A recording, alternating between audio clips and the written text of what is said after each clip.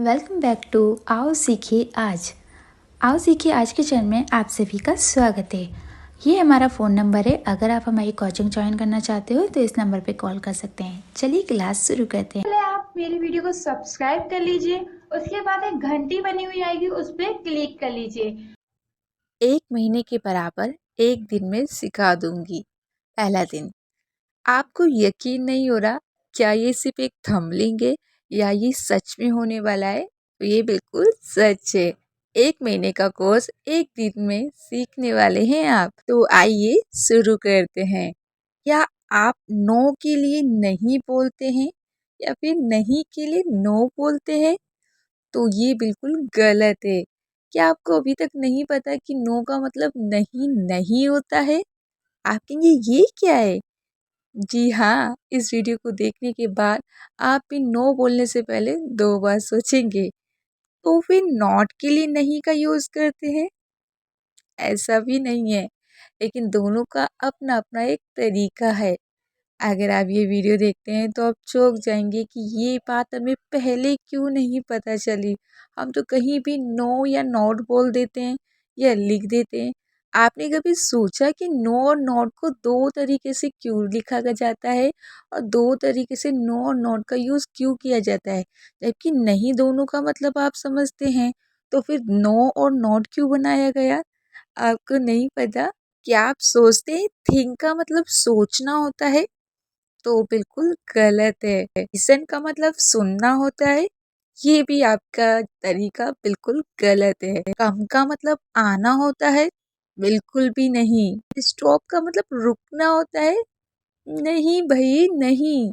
सही जवाब जानने के लिए पूरा वीडियो ध्यान से देखिए। क्या आप जानते हैं इतनी कोशिश और मेहनत के बाद भी आप आज तक अंग्रेजी बोलना और लिखना क्यों नहीं सीख पाए? क्योंकि आपका तरीका गलत था। कैसे? आइए देखते हैं। बस अब मैं अपने बारे में बता दूं, क्योंकि जिस टीचर से आप सीख रहे हैं वो टीचर कितना नॉलेज वाली है ये भी तो आपको पता होना चाहिए। और मैं एक इंग्लिश लेक्चरर हूँ। मैंने इंग्लिश में मास्टर डिग्री की है और मास्टर डिग्री करने के बाद भी मैंने कई कॉलेजों और कई स्कूलों में भी इंग्लिश क्लासेस कराई है। अभी मैं क्या कर रही हूँ? अभी मैं दिल्ली गवर्नमेंट स्कूल में बच्चों को पढ़ाती हूँ, जिसमें फर्स्ट से 5th क्लास तक के बच्चों को मैं इंग्लिश से लेके ऑल सब्जेक्ट पढ़ाती हूँ। मैंने कई कोचिंग में पढ़ाया भी है और अभी मैं ऑनलाइन क्लासेस चला रही हूँ, क्योंकि ऑफलाइन कोचिंग में ज़्यादा बच्चों को हम नहीं पढ़ा पाते हैं, इसलिए मैं ऑनलाइन क्लासेस कराती हूँ जिसमें बहुत सारे बच्चे हमारे साथ पढ़ पाते हैं। क्या आप भी ऑनलाइन क्लास लेना चाहते हैं? तो हमारे व्हाट्सएप नंबर पे मैसेज कीजिए। 0 से इंग्लिश पढ़ना और सिखाना हमारी जिम्मेदारी है और पढ़ना आपकी। कई बच्चों को पढ़ाने के बाद इस दौरान मैंने देखा कि अगर तरीका सही हो तो अंग्रेजी को बहुत जल्दी और बहुत आसानी से सीखा जा सकता है। जी हाँ, अगर आप सही तरीका जानते हैं तो इंग्लिश बहुत आसानी से आप सीख सकते हैं। इसकी एक छोटी सी झलक आप इस वीडियो में देखेंगे। तो आइए शुरू करते हैं और इंग्लिश सीखते हैं। जैसे मैंने बताया कि नो का मतलब नहीं नहीं होता है, तो फिर क्या होता है? नो का मतलब नहीं नहीं होता है। नो का मतलब होता है ना करे। जैसे स्मोकिंग ना करे। आपने पढ़ा होगा नो पार्किंग, वाहन खड़े ना करे। लेकिन नॉट का मतलब क्या नहीं होता है? नॉट का मतलब नहीं तो होता है, लेकिन सिर्फ हम नहीं के लिए नॉट नहीं लिख सकते हैं। इसके साथ हमें कुछ और भी लिखना होगा। तो क्या लिखना होगा? चलिए जानते हैं। वह कोई मूर्ख नहीं है, तो हमने यहाँ पर लिखा नॉट आ। तो जब भी आप नहीं लिख रहे हैं और नहीं के लिए नॉट लिख रहे हैं तो नॉट सिर्फ अकेला नहीं आएगा, हमेशा नॉट के साथ ए ज़रूर लिखा जाएगा, नहीं तो ये गलत माना जाएगा। मैंने बोला ना, ये चीज़ कभी नहीं पता चलती है और हम बोल देते हैं नॉट हिज आर नॉट फूल। लेकिन आप नॉट अ फूल लिखे, हिज आ जो लिखा है वो आ 2 बार रिपीट हो गया, उसको हटा दीजिएगा। वह कोई मूर्ख नहीं है, अगर आपको नो लिखना है तो कैसे लिखे? तो आप लिख सकते हैं ही इज़ नो फूल। अगर आप नहीं के लिए नो लिख रहे हैं तो आपको ए लिखने की ज़रूरत नहीं है। वहाँ पर आप लिख सकते हैं ही इज़ नो फूल, लेकिन नॉट के साथ ए ज़रूर लिखा जाएगा, नॉट आ। इस तरीके से आपको लिखना होगा। जैसे मैंने बोला थिंक का मतलब सोचना नहीं होता है, तो फिर क्या होता है? हमने तो यही सीखा है का मतलब होता है सोचा। जैसे आप बोलते हैं आई थिंक, मैंने सोचा। आप ऐसे थोड़ी ना बोलते हैं आई थिंक, मैं सोचना, ऐसे थोड़ी ना बोला जाता। तो थिंक का मतलब सोचा होता है, सोचना नहीं होता है। इस तरीके से कम का मतलब आना नहीं होता है। जैसे मैं आपको बुला रही हूँ कम, तो इसका मतलब क्या होगा? आना नहीं, इसका मतलब है आओ। कम का मतलब होता है आओ, आना नहीं होता है। इसके बाद है लिसन। लिसन का मतलब सुनना होता है। मैं आपसे बोल रही हूँ लिसन, तो इसका मतलब क्या होगा? सुनना। ऐसे थोड़ी ना बोला जाएगा। उसका मतलब होगा सुनो। लिसन, सुनो। तो लिसन का मतलब सुनना नहीं, सुनो होता है। इसी तरीके से स्टॉप का मतलब रुकना नहीं होता। हम बोलते हैं स्टॉप, तो हम क्या बोलते हैं? रुकना। ऐसे बोलते हैं नहीं ना, लेकिन हमें लगता है कि रुकना ही होता है, जो कि बिल्कुल गलत है। स्टॉप का मतलब होता है रुको। जैसे मैंने बोला स्टॉप मतलब रुको, तो ऐसे ही होगा ना। गो का मतलब जाना नहीं होता। अभी ये मत सोचिए कि सिर्फ हम इतना ही सीखेंगे। अभी एक इसका ऐसा रूल सीखने वाले हैं जिससे आप कोई भी वर्ब को आसानी से समझ सकते हैं कि उसका मतलब क्या है। गो का मतलब होता है जाओ। हम बोलते हैं ना गो मतलब जाओ। रन का मतलब दौड़ना नहीं होता है, रन का मतलब होता है दौड़ो। लेकिन असली रूल तो आप सीखेंगे। अंग्रेजी में यदि किसी क्रिया, क्रिया का मतलब होता है जो भी हम काम करते हैं।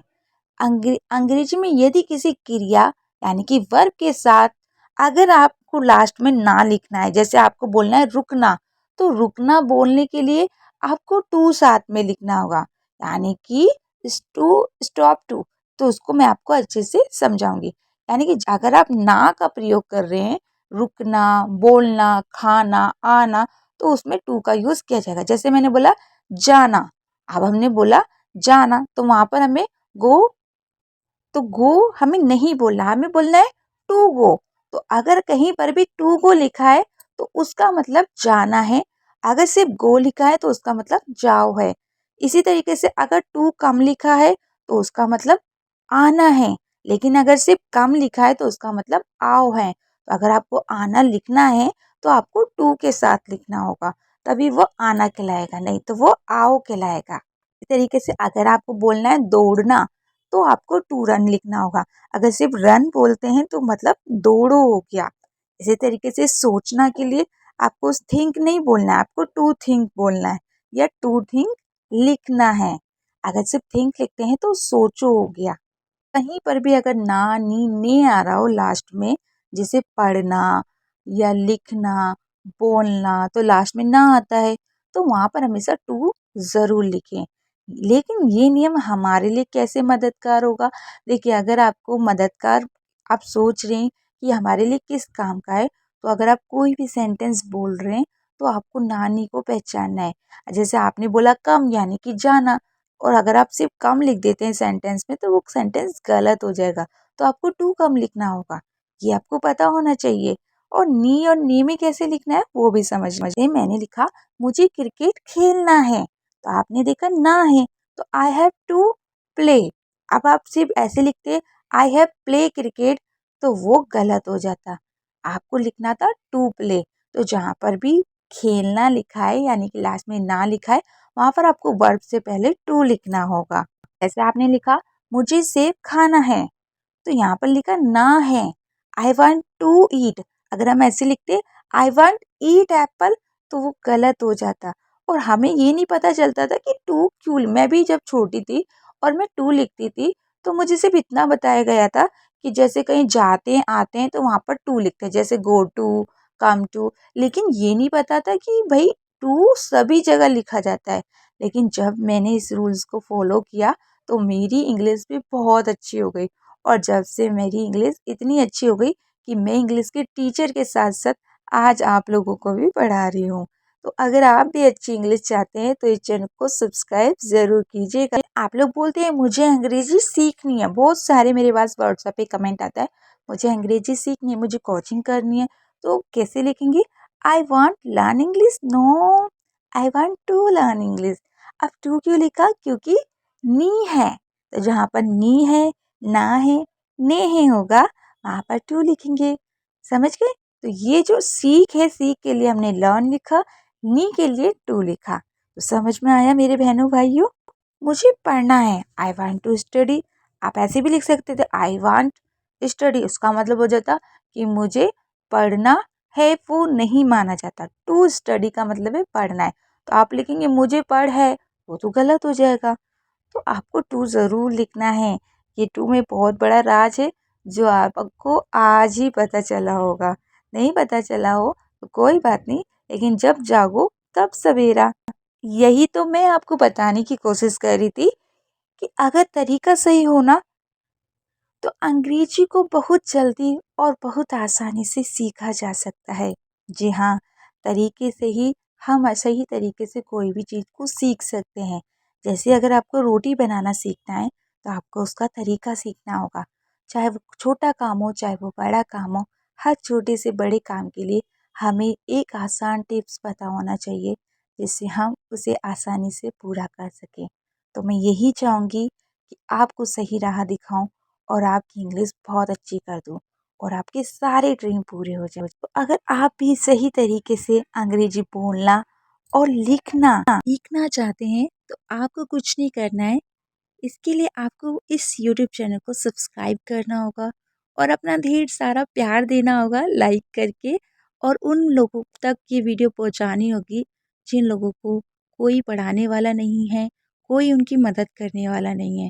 लेकिन आपकी एक मदद उनकी शिक्षा के लिए काफ़ी मददगार हो सकता है। तो इस वीडियो को इतना शेयर कीजिए कि हर ऐसे इंसान के पास जाए जो इंग्लिश सीखना चाहता है। आपको ये वीडियो कैसा लगा ये ज़रूर बताएं और इस वीडियो को ज़्यादा से ज़्यादा शेयर करें। देखिए, अगर आप हमें ये बताते हैं कि वीडियो कैसी लगी तो हमें बहुत खुशी मिलती है, क्योंकि हम सिर्फ आपके लिए ही वीडियो बनाते हैं ताकि हम आपकी मदद कर सकें। लेकिन आपका एक छोटा सा कमेंट हमारे दिल को बहुत खुशी देता है कि हम वो काम कर रहे हैं जिससे आपकी मदद हो पा रही है। तो प्लीज़ एक छोटा सा कमेंट ज़रूर करें